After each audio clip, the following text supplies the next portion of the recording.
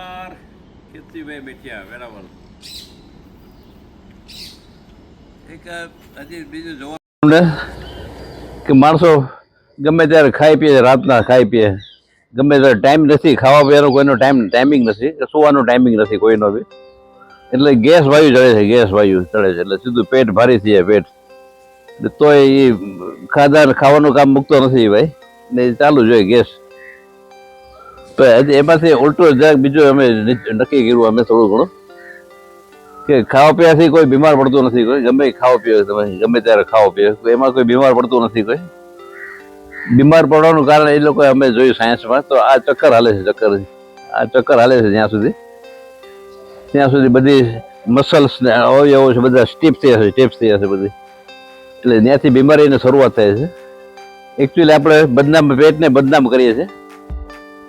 બદનામ આ મન છે, મન એ ચાલે છે જ્યાં સુધી ચક્કર ચાલુ છે, ચક્કર ફાસ્ટ, એ બીમારીનું કારણ.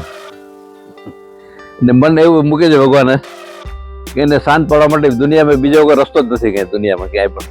મન એવી વસ્તુ છે, એ શાંત પડશે જ નહીં કોઈ, ચાલશે જ.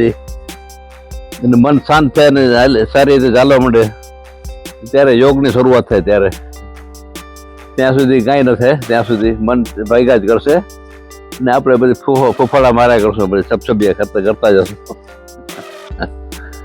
એટલે મનને સાફ કરવા માટે બહુ સારામાં સારું હવે આધ્યાત્મિકમાં થોડું સુધાર આવી ગયો કે સદવિચાર, સારા વિચારો હશે તમારા જીવનમાં, સારા વિચારો હશે.